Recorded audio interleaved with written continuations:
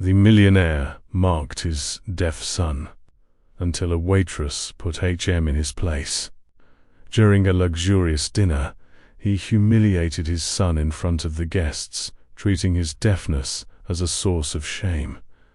Then a waitress stood up in silence and with her hands said everything no one else dared to say. Her gesture dismantled the empire of fear and exposed the fragility behind his arrogance. That night, true authority did not come from money, but from the empathy he had ignored his entire life. If this story interested you, don't forget to subscribe to our channel and tell us what city you're watching from. And now, our story. The footsteps of Arthur Vance echoed through the corridors of the Palazzo restaurant, the crown jewel of his gastronomic empire in New York City. The establishment, situated in the heart of the Upper East Side, was frequented by Manhattan's elite, business moguls, politicians, celebrities, all those who could afford small fortunes for dishes signed by a Michelin-starred chef, and more importantly, for the chance to be seen in the same room as Arthur.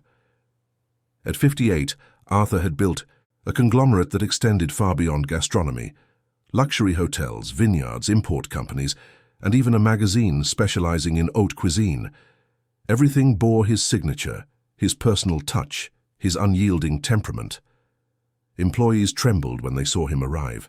They knew that any detail out of place, any imperfection, no matter how small, would result in public humiliation. "Rebecca!" His deep voice boomed through the still empty dining room, which was to be the stage for a special dinner that evening. "Where are the Thai orchids I demanded for the main table? I see only these common ones." The events manager rushed to his side, a clipboard in hand and a look of panic on her face. "Mr. Vance, there was a problem with the import. The shipment got held up in customs and—" "Your problems are your own. Solutions are my department," Arthur cut in, a cold smile on his face. "You have exactly 2 hours to get the correct orchids here, or tomorrow we'll have a new events manager." It was not an empty threat. Everyone at the Palazzo knew stories of employees fired for reasons that would seem absurd in any other workplace. The sous chef, Daniel, was dismissed for using a different brand of olive oil than specified. The sommelier, Teresa, lost her job for suggesting a domestic wine to a foreign client. Arthur's empire was ruled by fear, and no one dared to challenge him.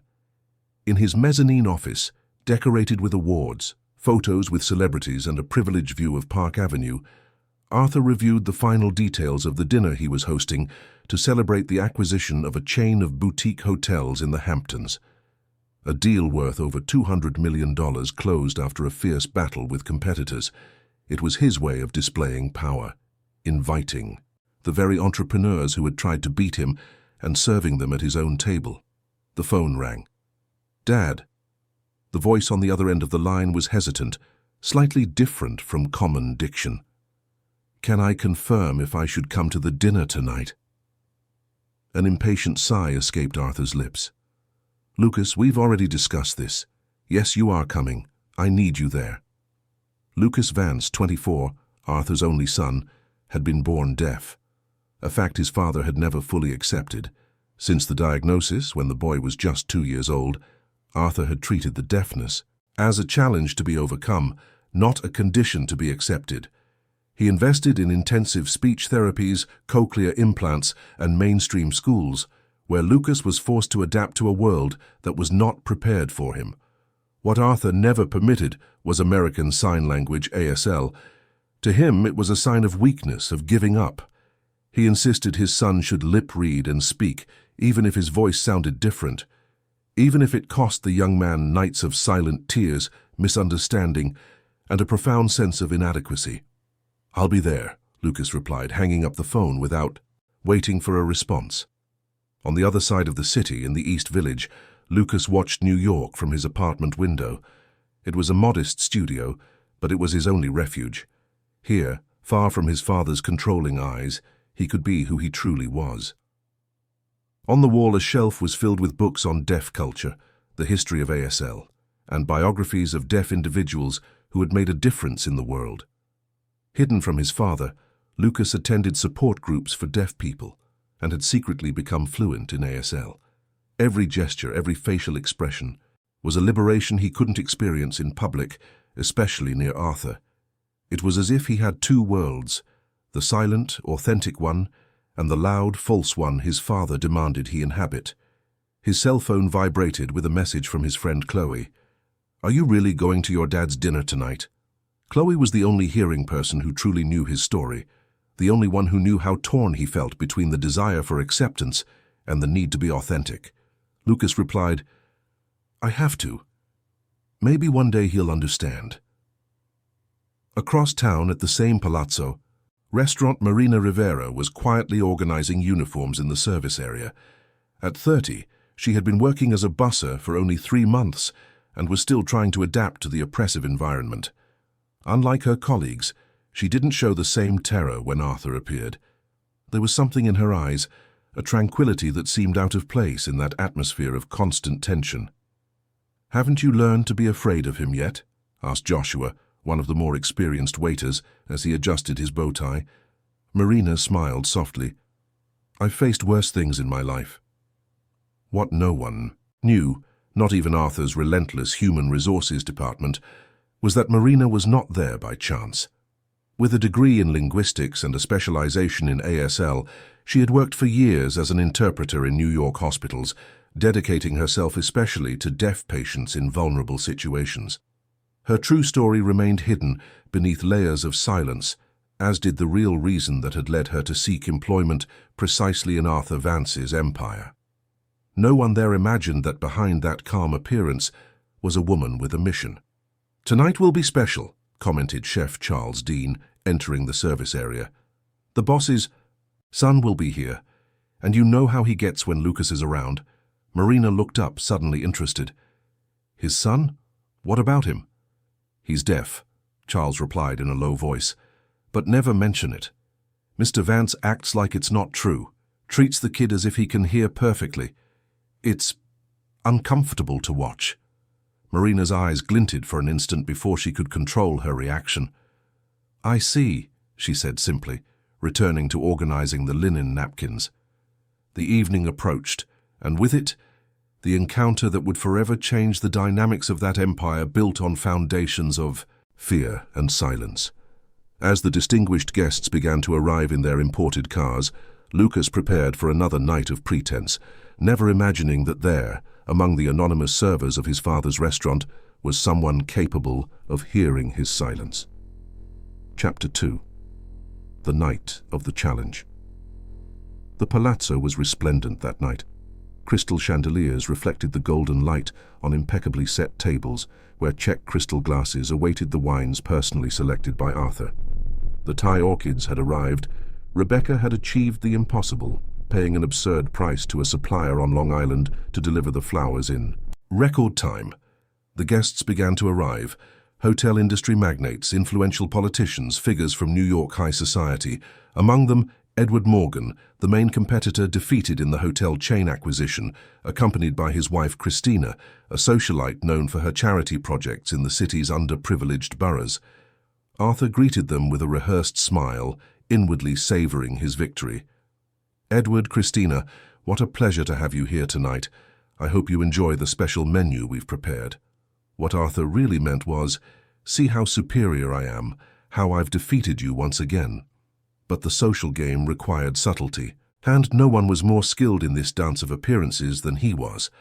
Lucas arrived promptly at 8, wearing an impeccably tailored navy blue suit. Arthur made a point of introducing him to all the guests like a trophy, a symbol of his supposed success as a father.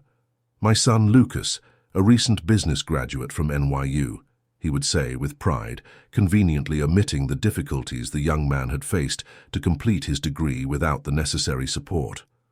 From a distance, Marina observed the scene while serving champagne. She noticed Lucas's discomfort, the way he strained to read the guest's lips in a noisy, dimly lit environment. She saw the tension in his shoulders, the forced smile, the eyes that wandered in search of something familiar amidst the sensory chaos that the party must have been for him. The guests were directed to their tables. Arthur strategically positioned himself at the central table, with Lucas to his right and the main investors around them. Marina was assigned to serve that very table, a coincidence that made her heart race. "The first course tonight," announced Chef Charles, entering the dining room with a team of sous chefs, "is a deconstructed take on a classic shrimp bisque with molecular influences and ingredients from the Hudson Valley." As the dishes were served, Arthur commanded the conversation with stories of his business conquests. Lucas remained silent, trying to keep up with the fast pace of the overlapping conversations. From time to time, his father would nudge him, expecting a comment, some participation that would show his son was up to the standards of that environment. "Lucas, tell Edward about the project you developed in college on sustainable hotel management," Arthur demanded, suddenly putting his son in the spotlight. The young man swallowed hard, trying to formulate a response. He began to speak, his slightly different diction betraying his deafness. Arthur made an effort not to show discomfort, but his fingers drummed on the table, revealing his impatience. It was then that one of the guests, already tipsy from the wine, made a low comment to his neighbor. "I didn't understand a word he said." Arthur heard. The entire room sensed that he had heard. An awkward silence fell, broken only by the clinking of silverware against porcelain. The businessman's face flushed, not with shame for his son, but with anger at having his perfect image tarnished. "Lucas just needs to articulate better," Arthur said, with a smile that didn't reach his eyes. "Sometimes he forgets that not everyone has the patience to understand him." The humiliation was palpable. Lucas lowered his eyes to his plate, trying to become invisible. Marina, who was serving a glass of wine near him, felt a tightness in her chest. Without a second thought, she positioned herself in the young man's line of sight and, discreetly, signed with her hands. "Are you okay?" Lucas's eyes widened in shock. Someone here in his father's restaurant knew ASL. Before he could respond, Arthur noticed the silent exchange. With a sharp movement, he grabbed Marina's wrist, interrupting the gesture. "What do you think you're doing?" His voice was low, controlled, but laden with threat. Marina remained calm. "Just checking if your son needs anything, Mr. Vance." "And you need to use that?" He pointed to her hands with disdain. "My son doesn't need that kind of theatrics. He reads lips and speaks perfectly." The entire table watched the scene, plunged into an awkward silence. Christina Morgan, Edward's wife, seemed particularly uncomfortable. Lucas remained static, as if turned to stone. It was then that something unexpected happened. Arthur, perhaps drunk on his own power, perhaps wanting to divert attention from his own embarrassment, had an idea that would change the course of the evening, and many lives. "So you know this sign language?" he asked Marina, with a smile that didn't hide his cruelty. "Interesting. Let's have a test since you seem so keen on communicating with my son." The entire room held its breath. The other employees, who knew their boss's temper well, exchanged apprehensive glances. "I propose a challenge," Arthur continued, rising slightly from his chair. "If you can serve my son, using only this wood sign language for the entire dinner, and if he truly understands everything you say, I'll double your salary." He paused dramatically. "But if you fail, if he doesn't understand perfectly, you're fired. And you can be sure you won't find a job in any restaurant in New York City."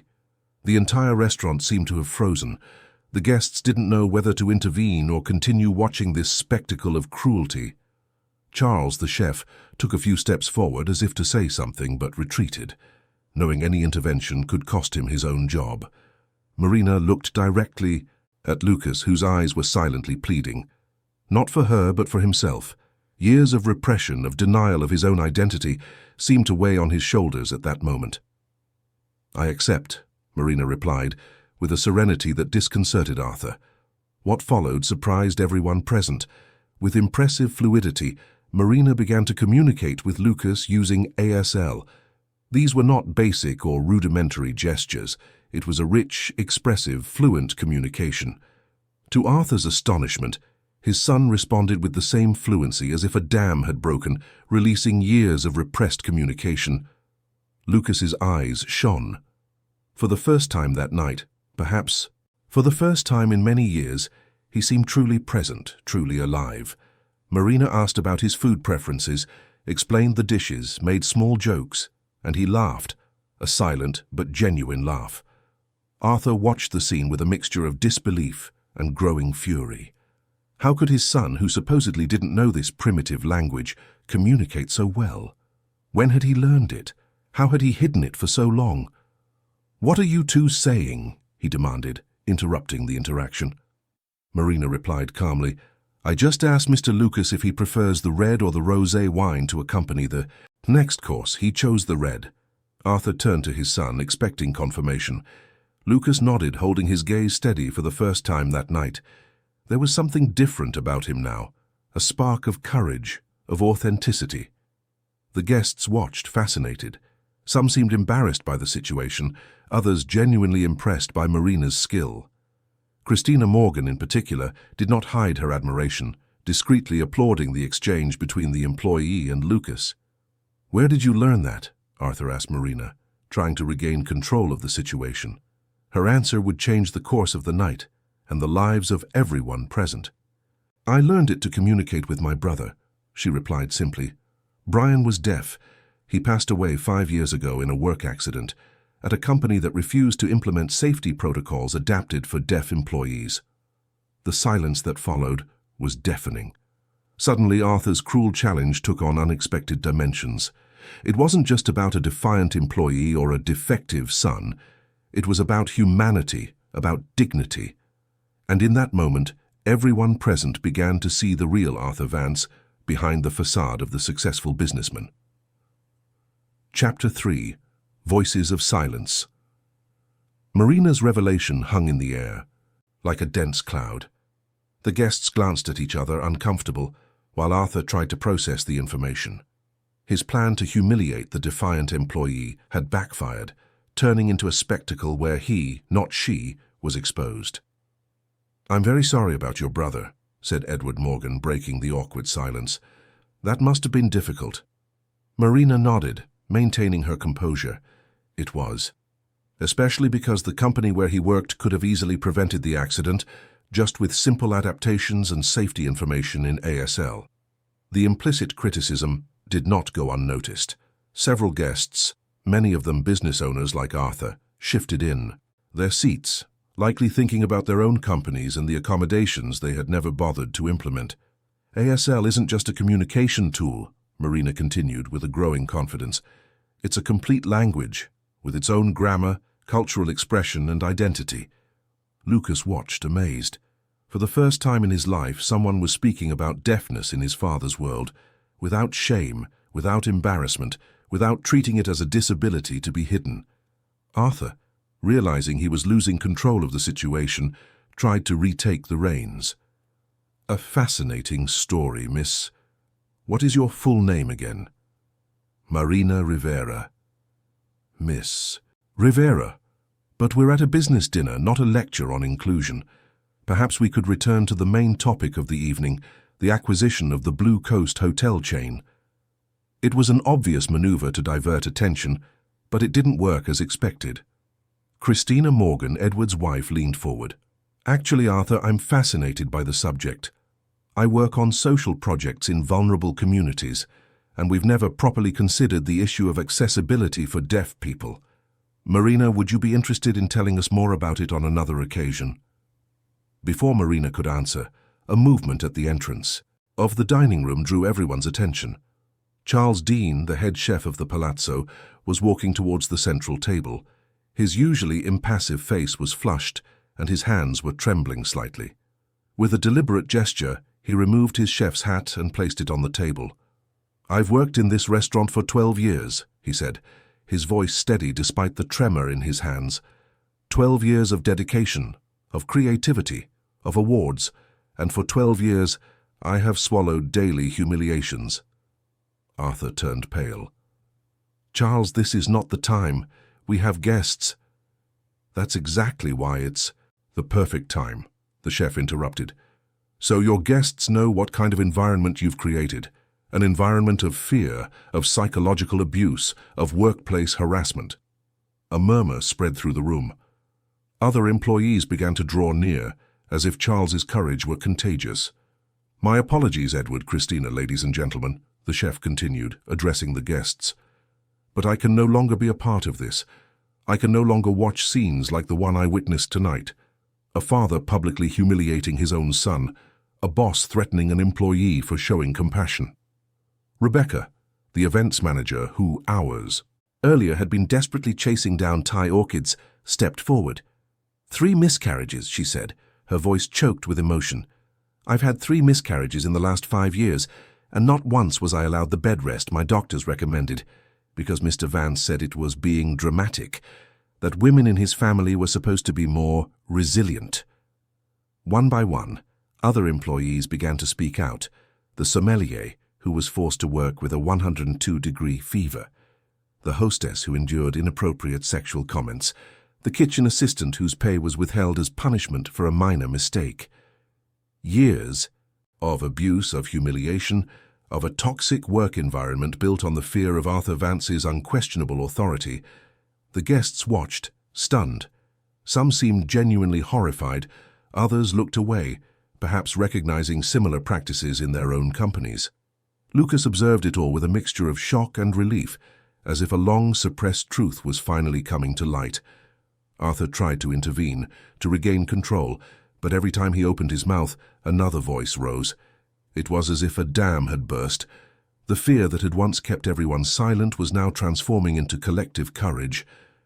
"Enough!" he finally bellowed, slamming his fist on the table so hard the glasses rattled. "You're all fired, all of you. And you can be sure you won't work in any decent establishment in this city." The silence that followed was brief. It was Marina who broke it. "Is that how you solve your problems, Mr. Vance? With threats, with fear?" Her voice was calm, but it carried an authority the businessman had never displayed, despite all his power. "Is that how you've treated your son his entire life? By suffocating him, denying his identity, forcing him to be something he's not?" Lucas watched. The scene, his eyes shifting between Marina and his father. Something seemed to be breaking inside him too, invisible chains that had imprisoned him for so long. Slowly he raised his hands and began to sign. Marina translated simultaneously. "For years, Dad, I've lived torn between 2 worlds.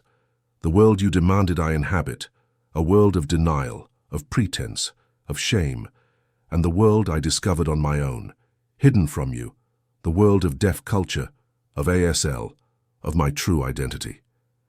The entire restaurant was in absolute silence. Even the employees who didn't understand ASL could feel the intensity of the moment, the courage that gesture represented. "I hid from you that I learned ASL. I hid that I attended groups for deaf people. I hid that I was proud to be who I am, not in spite of my deafness, but with it, as an integral part of me." Arthur seemed to have aged 10 years in a few minutes. His empire was crumbling before his eyes, not just the business empire, but primarily the absolute control he believed he had over the narrative of his life, his family, his legacy. "Why did you never tell me?" he asked, his voice now weak, almost pleading. Lucas smiled sadly. "I tried, Dad, many times, but you were never willing to listen." The irony of the phrase was lost on no one. The man who could hear was the one who had refused to listen. The deaf son was the one who had always been open to dialogue. Edward Morgan stood up, followed by Christina and several other guests. "I think we should take our leave," he said formally. "This seems to be a private matter now." One by one, the guests left. Some stopped to shake Marina's hand or express solidarity with the employees.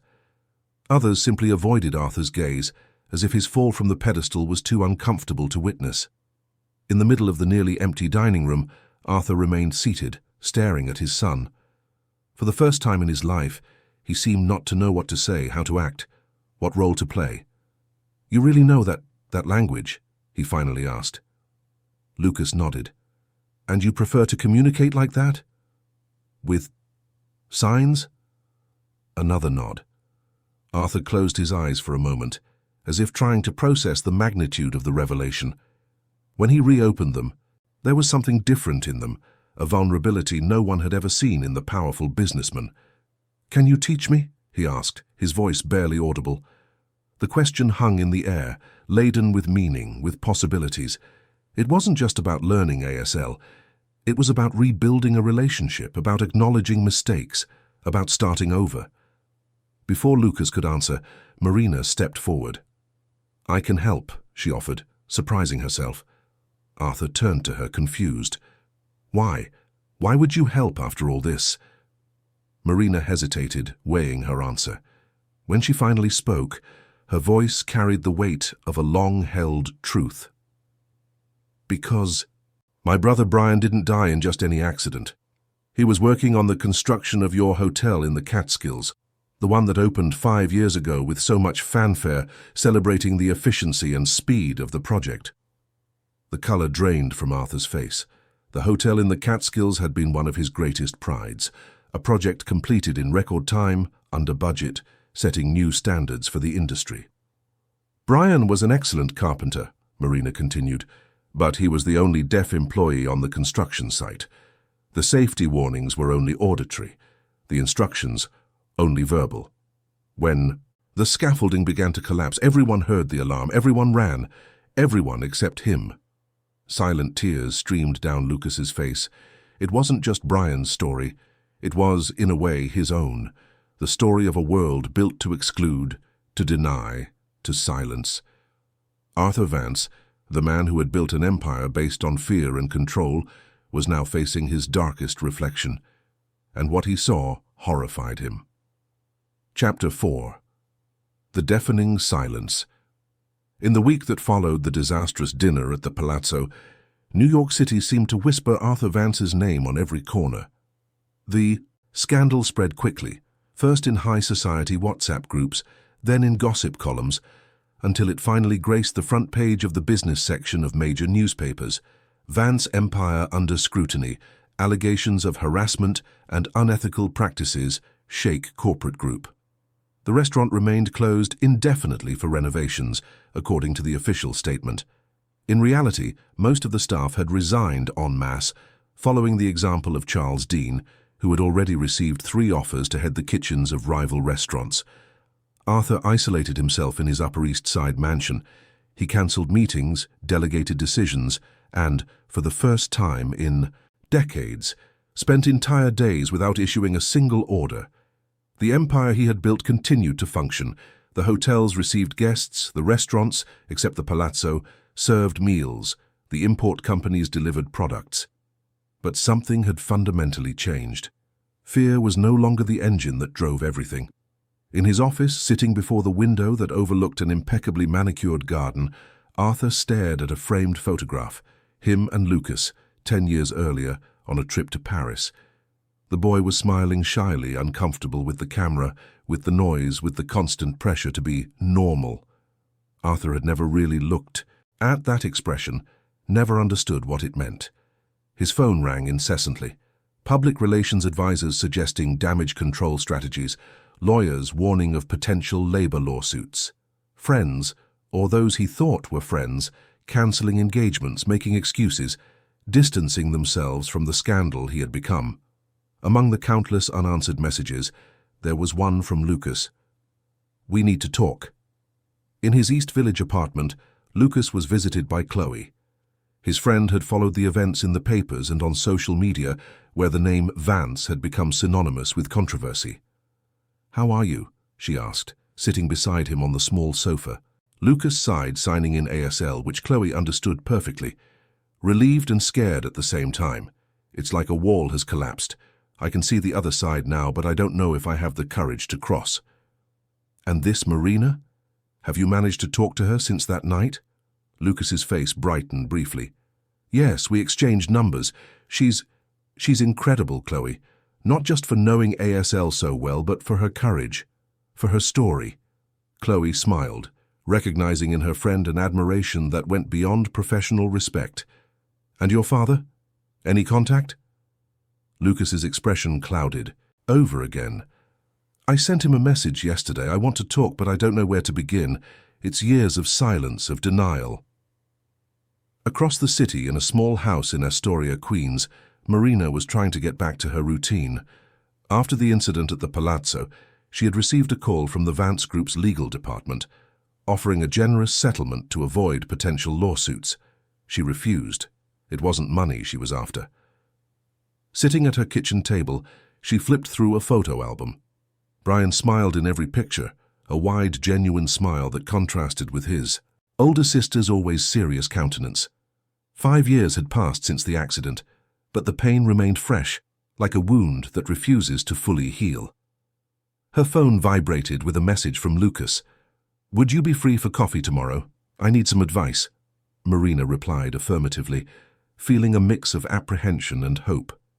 She didn't know exactly why she had revealed the truth about her brother that night. Perhaps because she saw in Lucas the reflection of Brian, someone struggling to be heard in a world that insisted on silencing him.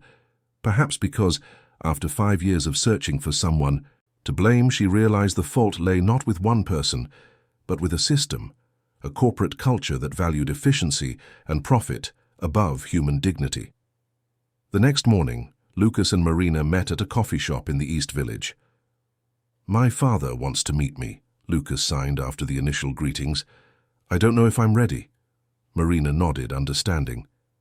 "It's natural to feel that way. It's years of a complicated relationship. He sent me another message this morning. Said he's learning ASL. He found an online course." Surprise registered on Marina's face. Arthur Vance, the man who, just a week ago, had treated sign language as theatrics, was now trying to learn it.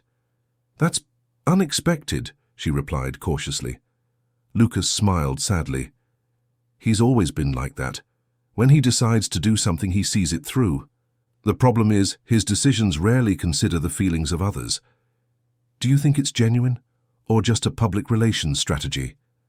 The question hung between them like a heavy cloud. Lucas took a sip of his coffee before answering. "I don't know. I want to believe it is, that he finally understands, but I'm afraid of being disappointed again." "Marina," observed the young man before her.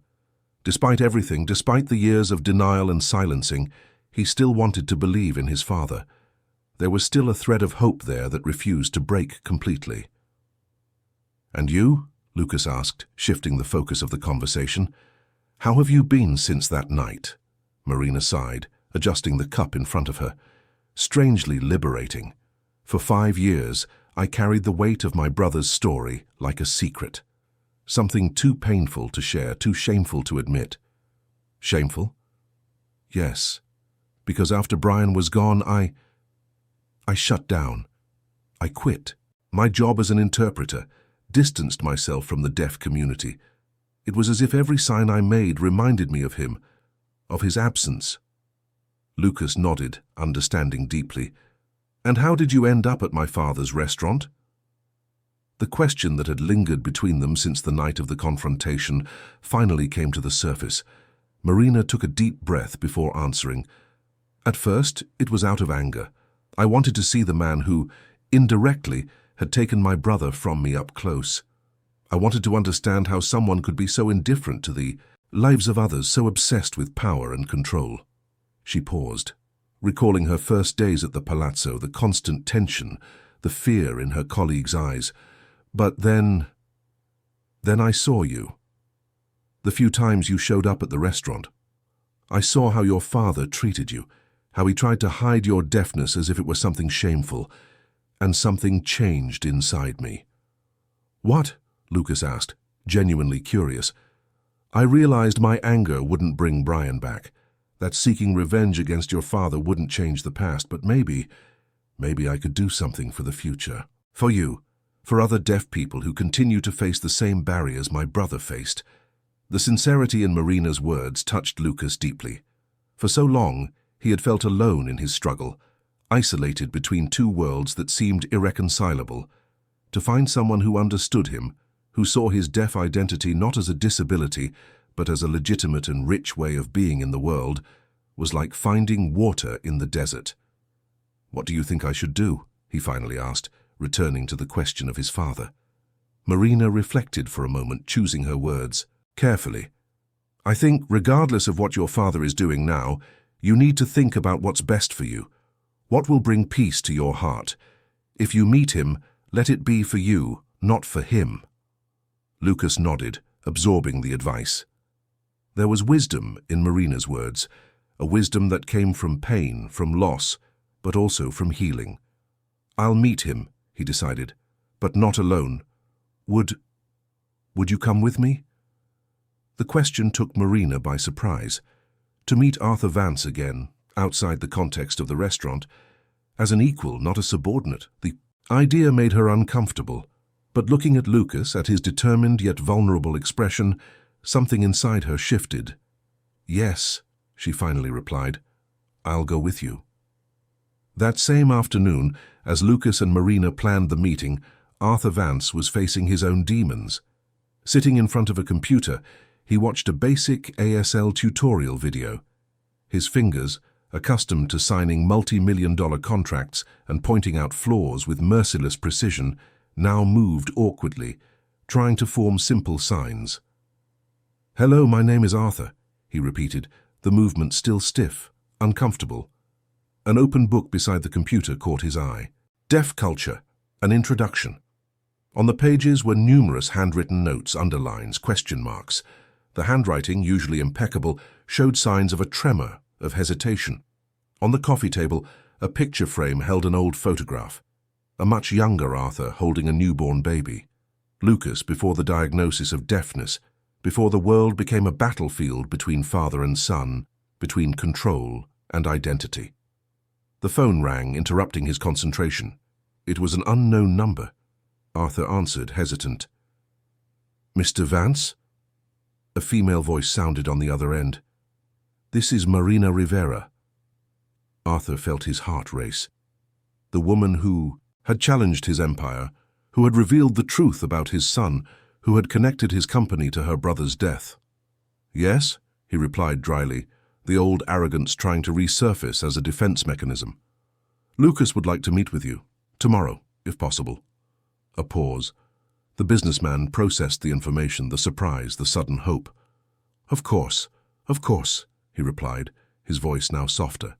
"Where?" "At the Lincoln Center, at 3 in the afternoon. In the library."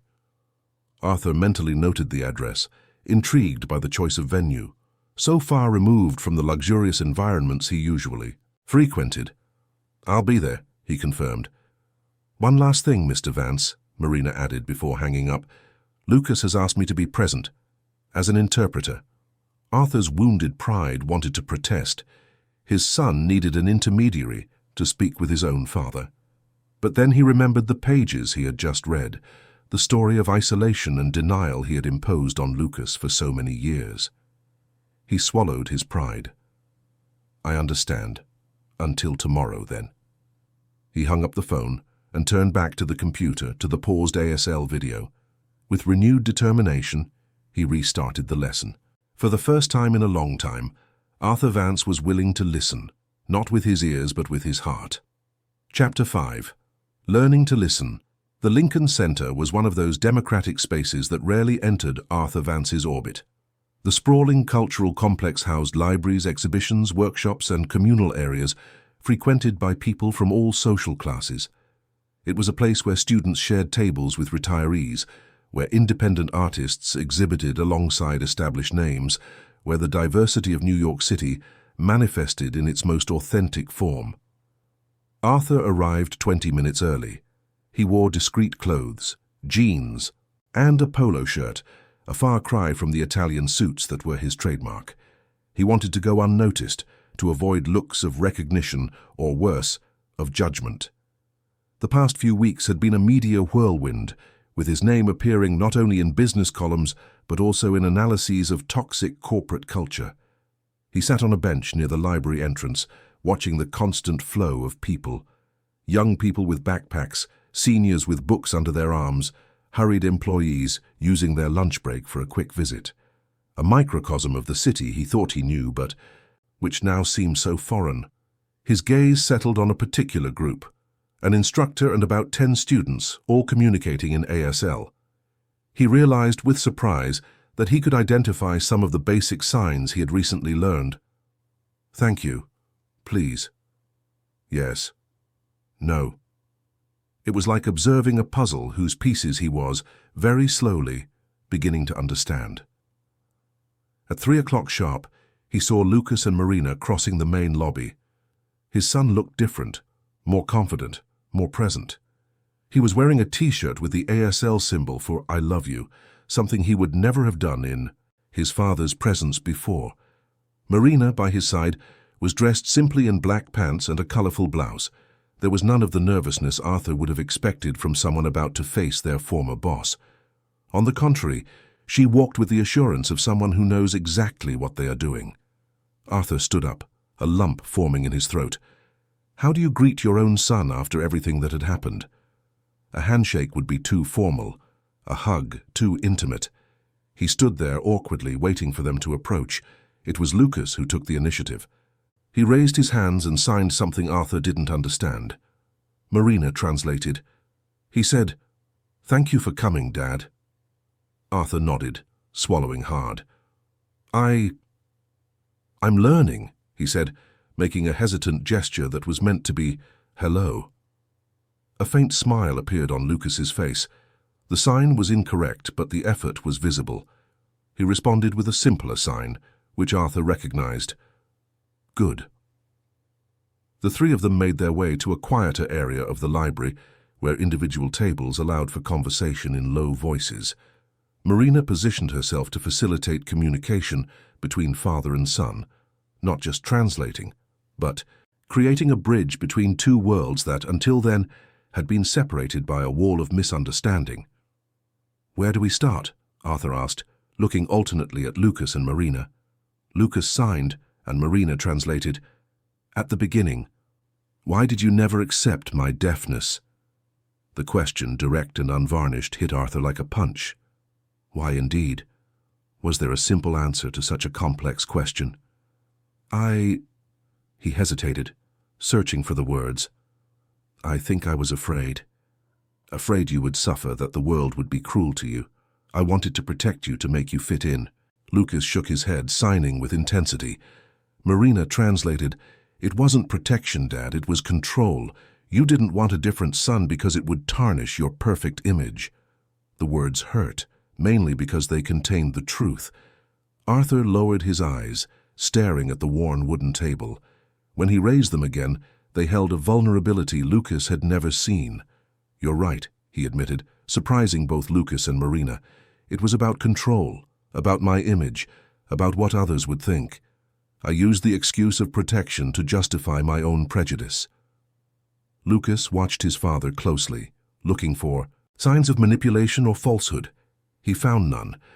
For the first time, Arthur Vance seemed genuinely transparent. "When your deafness was diagnosed," Arthur continued, "I felt like I had failed, as if something in my genes, in my essence, was broken." He paused, realizing the rawness of his words. "I see now how toxic that was, how I projected my own insecurities onto you." Marina translated with precision, but her eyes revealed surprise. The man in front of her bore no resemblance to the tyrant of the palazzo. He seemed smaller, more human, more fragile. Lucas signed again, his expression having softened slightly. "Why now? Why this sudden change?"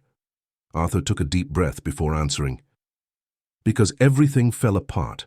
My empire, my reputation, my certainties. And in the midst of the rubble, I realized that the one thing that truly mattered, you, my son, was precisely what I had neglected all these years." He paused, gathering his thoughts. "And there's something else," he added. "Something I've never told anyone. Not even you." Lucas and Marina exchanged intrigued glances. "My father, your grandfather, whom you never met, was a violent man. I grew up watching him humiliate my mother, my siblings, anyone who showed what he considered weakness. I promised myself I would be different, that I would be strong where he was cruel." A bitter laugh escaped his lips. "And look what I became, an exact reflection of him, using fear as a tool, seeing vulnerability as a flaw, treating differences as defects." Lucas's hands moved quickly. Marina translated, "That doesn't justify what you did to me." "No, it doesn't," Arthur agreed immediately. "I'm not looking for excuses, just trying to understand my own path. how I strayed so far from who I wanted to be. Lucas watched his father. For a long moment, there was so much to say, so much accumulated resentment, so many swallowed tears, but there was also, somewhere deep down, a desire for healing, for reconciliation. "What do you want now?" he finally signed. The question hung between them like a fragile thread of hope. Arthur looked at his own hands, as if the answer might be written in the lines of his palm. "I want to know my son," he replied simply. "The real Lucas. Not the version I tried to force him to be. I want to learn your language, understand your culture, be a part of your life, if you'll still let me." Lucas's eyes filled with unshed tears. So many times he had dreamed of this moment, of these words, and now that they had finally come, he didn't know if he had the strength to believe them. "It won't be easy," he signed. "There's a lot of pain between us." "I know," Arthur replied. "I'm not asking you to forget or forgive quickly, just to give me a chance to try, to do things differently." He looked at Marina, who was following the conversation with a mixture of emotion and caution. "And you?" he asked her directly. "I can understand if you hate me for what happened to your brother." Marina took a deep breath, seeking her balance. "I don't hate you, Mr. Vance. I hate the system you represented, the corporate culture that values profit over human lives. Brian wasn't the only one. Every day workers die or are injured because someone decided that safety costs too much, that accommodations are unnecessary, that efficiency is worth more than dignity." Her words carried the weight of an uncomfortable truth, a reality Arthur had conveniently ignored for decades. Every building erected, every restaurant opened, every hotel renovated. How many lives had been affected so that his deadlines could be met, his costs reduced, his profits maximized? "You're right," he admitted, his voice low. "And I don't know if any reparation is possible for so much damage, but I'd like to try, not just regarding the memory of your brother, but for everyone who was harmed by the way I conducted my business." The silence that followed was filled by the ambient sounds of the library, pages turning, soft footsteps, the whisper of distant conversations. A world continued to turn outside, indifferent to the small. Miracle happening at that table. A man who had built his life around absolute control was finally learning to let go. Lucas looked at Marina, as if seeking her opinion. She made a small, almost imperceptible sign to Arthur, but one that Lucas understood perfectly. "It's your decision."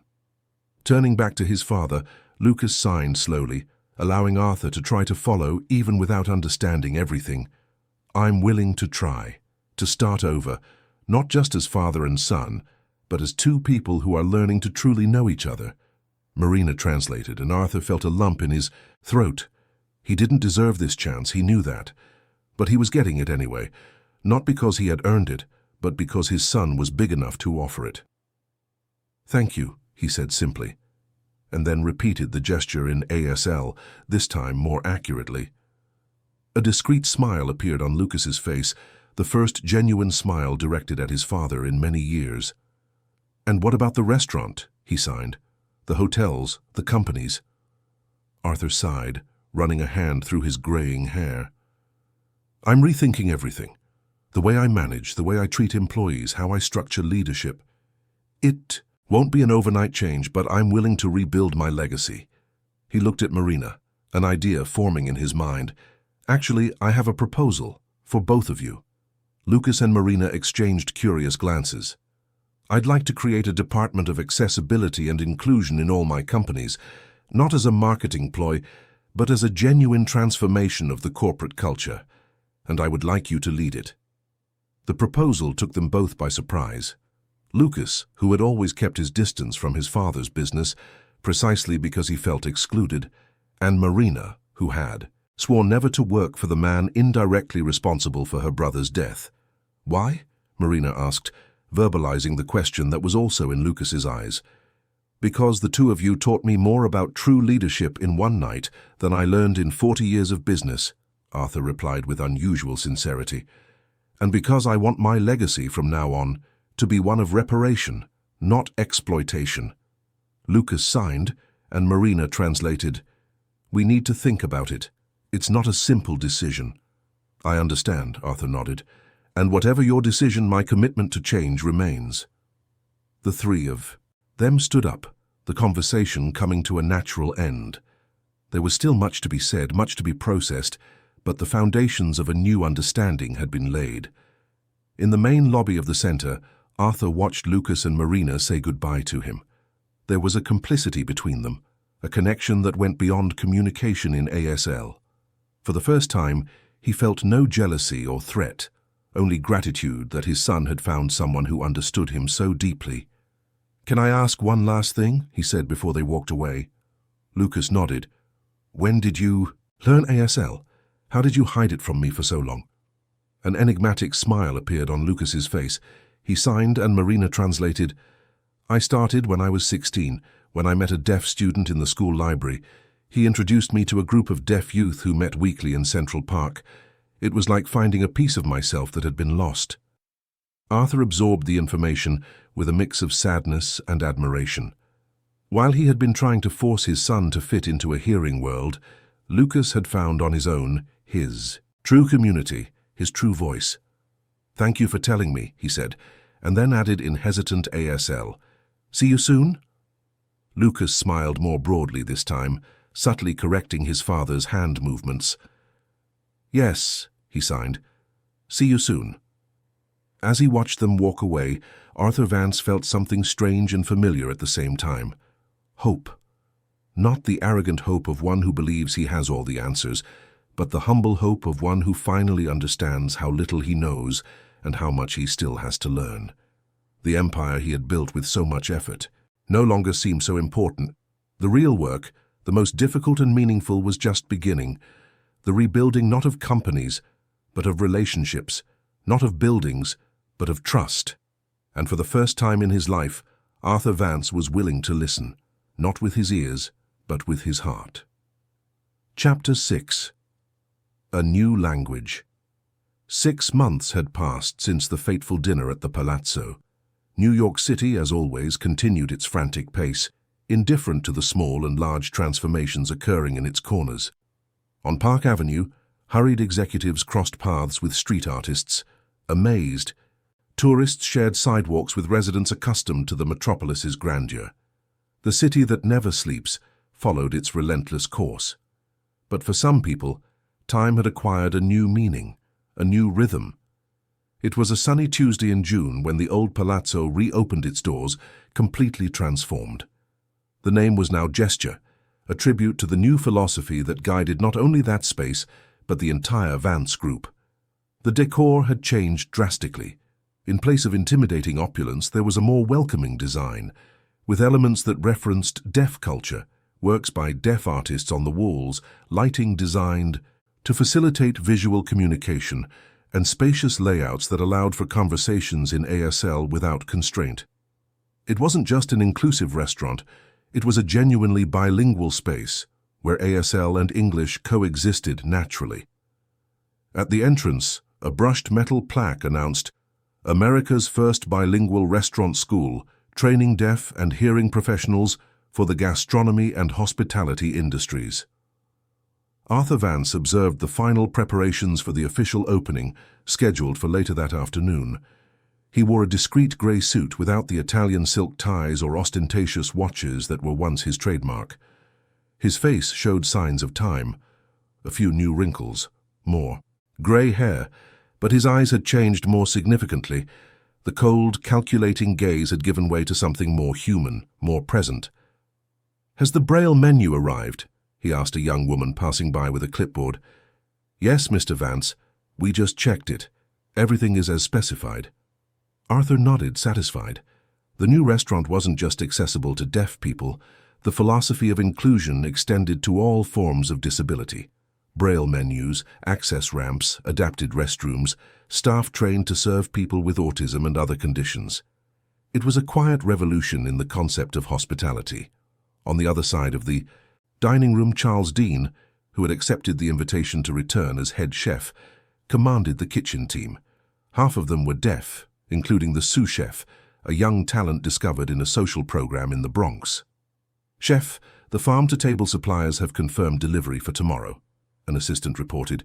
using both voice and basic ASL signs simultaneously. Charles responded with a gesture of approval.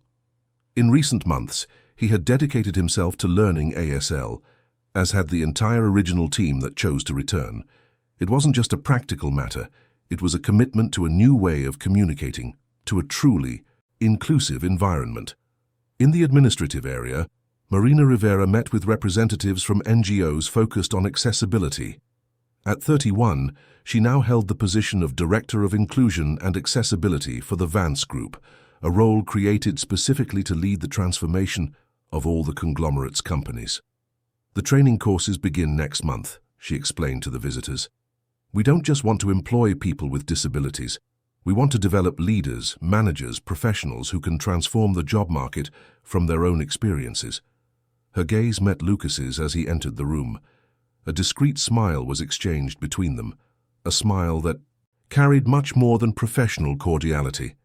Over the past few months, as they worked together on restructuring the Vance companies, Marina and Lucas had grown closer. The initial friendship had evolved into something deeper, a relationship built on a foundation of mutual understanding, respect, and a shared vision for the world. Lucas now coordinated the Vance Institute, a non-profit foundation dedicated to promoting the inclusion of people with disabilities in the workforce. He had become a respected figure in the American deaf community, a frequent speaker at conferences and summits on accessibility and inclusion. "Is everyone ready for the opening?" he signed to the group. Marina translated the question for the visitors who didn't know ASL, a role she now played less frequently as more people in the Vance group had learned at least the basics of the language. "Almost," one of the representatives replied. "We're just finalizing the details of the agreement for the internship program." Lucas nodded, making some notes on his tablet. His posture was that of someone completely at ease in his leadership role, something that would have been unthinkable months before. The young man who had lived in his father's shadow, desperately trying to fit into a world that rejected him, was now creating his own space, his own rules. As the meeting continued, Arthur watched his son from a distance, with a mixture of pride and melancholy. How many years had been lost? How many conversations never happened? How many moments of connection were sacrificed on the altar of his own ego and prejudice? The reconciliation process had not been easy. After the meeting at the Lincoln Center, weeks of difficult conversations, uncomfortable silences, and old wounds being opened so they could finally begin to heal followed. Arthur had started therapy, something he would have previously considered a sign of weakness, and dedicated himself daily to learning ASL. His communication with Lucas was still imperfect, marked by hesitation and mistakes, but for the first time there was a genuine effort, an attempt to meet his son on his own turf, not to force him to inhabit a world that was never designed to welcome him. The afternoon wore on, and guests for the opening began to arrive. It was an unusual mix: business leaders, politicians, and celebrities, the traditional crowd of Arthur's old ventures, now shared space with deaf rights activists, educators, artists with disabilities, and representatives from underserved communities. Among the first to arrive were Edward and Christina Morgan, the couple who had witnessed the beginning of this transformation on that disastrous dinner night. Edward, once a fierce competitor, now collaborated with Arthur on social responsibility projects. Christina had become an important ally of the Vance Institute, connecting it to her projects in the city's outer boroughs. "Arthur, this is truly impressive," Edward commented, observing the renovated space. "When you said you were changing the direction of the business, I confess I was skeptical, but this is a revolution." Arthur smiled modestly, a gesture that would have been impossible for the arrogant businessman of the past. "A necessary revolution," he replied, "and one that was only possible because courageous people showed me how wrong I was." His gaze swept across the room, finding Marina and Lucas, who were welcoming a group of young deaf students, special guests at the opening. The way they interacted, moving in sync, did not go unnoticed by the paternal eye. "Your son and Miss Rivera," Christina commented, following Arthur's gaze. "They make a beautiful couple." Arthur nodded, feeling an unexpected emotion tighten his throat. "She saw him when I was blind," he replied simply. She saw his true essence when I could only see what I wanted him to be. The opening ceremony began promptly at 6 in the evening. The old dining room, where so many displays of power and humiliation had occurred, was now filled with people genuinely interested in celebrating a new beginning, a new business philosophy. On the small stage set up in the center of the restaurant, Arthur took the floor. Beside him, an ASL interpreter simultaneously translated his words. "Welcome everyone to Gesture," he began, his voice softer than the authoritarian tone he used to use in public addresses. More than a restaurant, this space represents a new way of thinking, of doing business, of existing in the world. He paused, searching for the right words.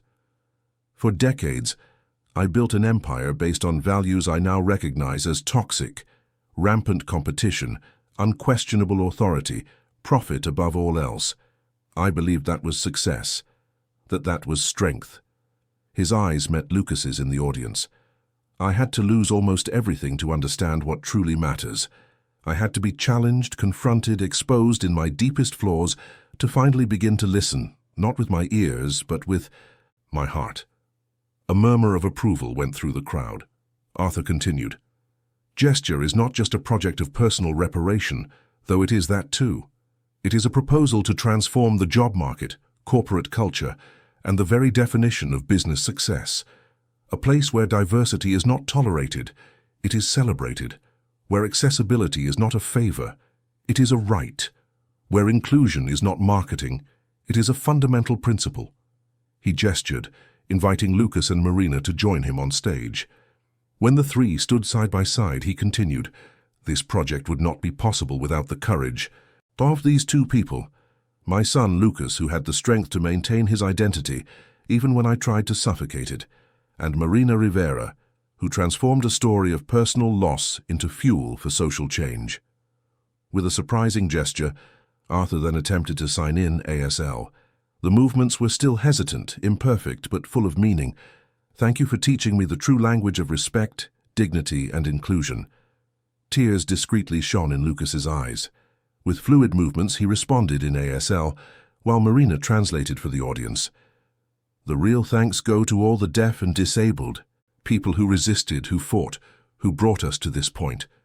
This space is not just ours, it belongs to an entire community that deserves to be seen, heard, and respected on its own terms." Marina then took the floor, her voice firm, emotional. 5 years ago, I lost my brother Brian in an accident that could have been prevented if the company where he worked had proper accessibility and safety policies for deaf employees.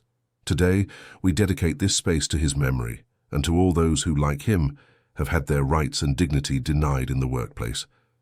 She raised a glass in a symbolic toast to Brian and to a future where no one else has to fight to be recognized as fully human, fully capable, fully worthy.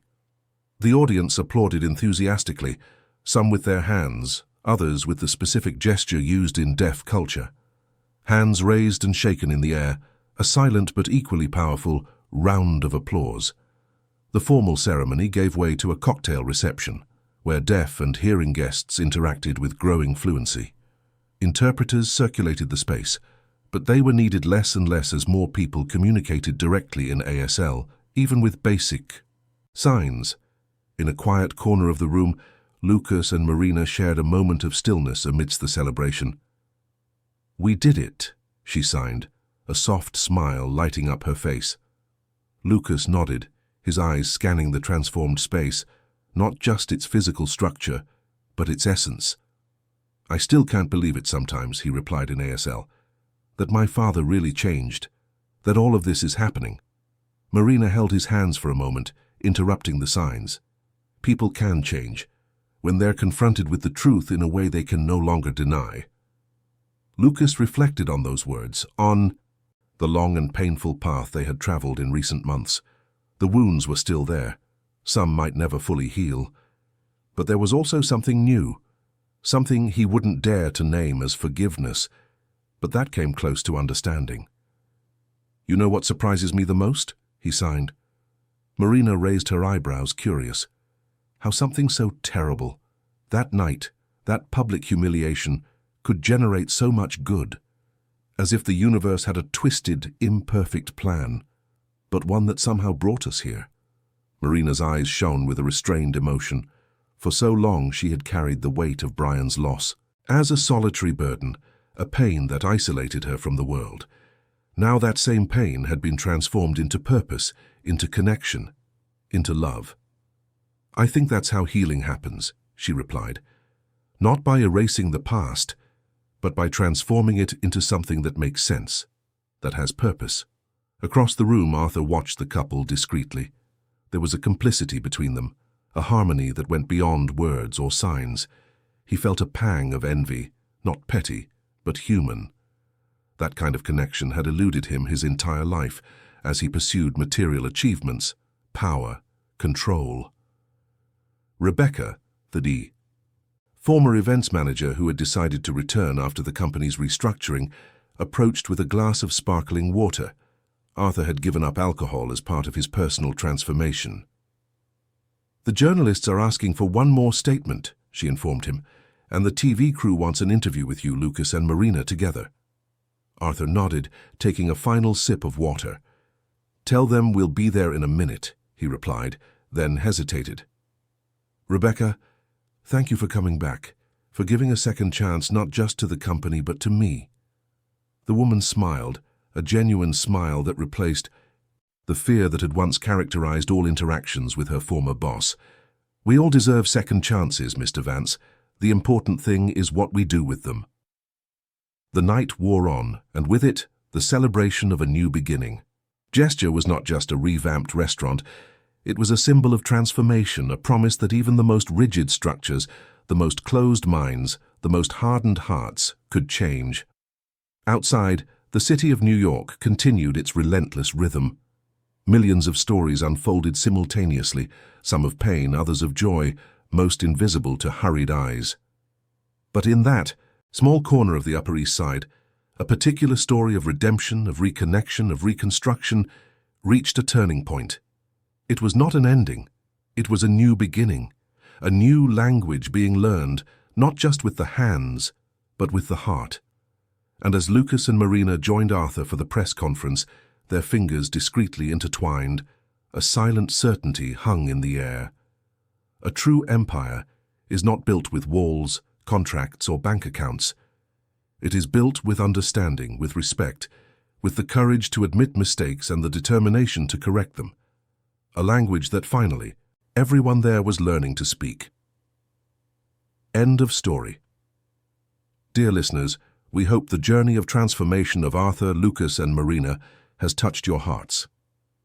To continue experiencing emotions like this, we have a special playlist with other stories of redemption and new beginnings. Find it by clicking here on the side. If this narrative about true communication and acceptance resonated with you, don't forget to subscribe to the channel and leave a like.